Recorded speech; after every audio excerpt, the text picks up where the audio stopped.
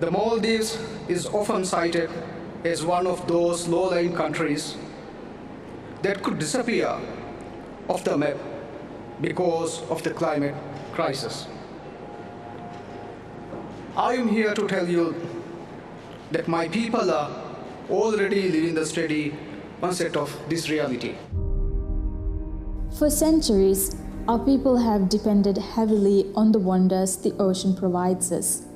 But these baselines of wonder are shifting. As a small island state, we have always been on the front lines of climate change. But the pace of change has intensified in a warming world.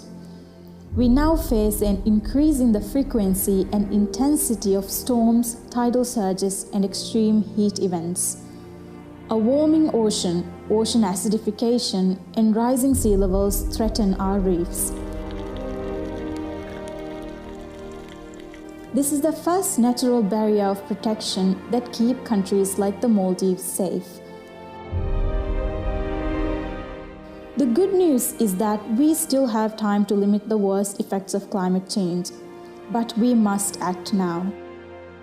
The Maldives is taking a number of actions to increase the resilience of our communities and ecosystems. We are strengthening our shorelines through coastal protection measures and designating mangroves, reefs, and ecologically significant areas as protected. The Maldives has also pledged to achieve net zero emissions by 2030 with support from our partners. To this end, we have begun establishing solar power plants, implementing the Climate Emergency Act, phasing out single-use plastic, importing, producing, and consuming of 13 single-use plastics have now been completely banned in the Maldives.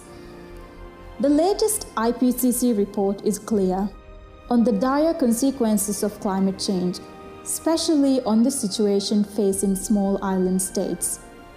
It states that we have a brief and rapidly closing window of opportunity to secure a livable and sustainable future for all. To do so, we must limit global temperature rise to 1.5 degrees. As climate impacts worsen, and they will, scaling up investments in adaptation will be essential for survival. When it is a matter of survival of the world's most vulnerable, the call for at least 50% of climate financing for adaptation is more than reasonable. The world needs to deliver on its long-standing pledge of $100 billion a year. These are resources to meet the scale of the challenge, to ensure a habitable future for all of us.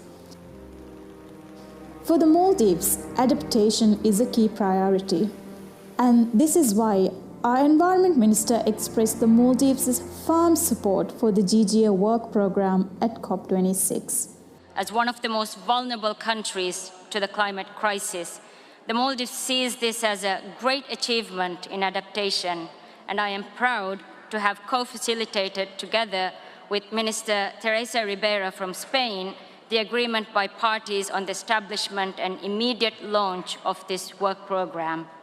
We need to set this work program on an ambitious footing, and that is why the Maldives proposes to have an in-person launch workshop for the work program. This launch workshop will serve as a science policy interface for an in-person initial information exchange at the outset of the work program.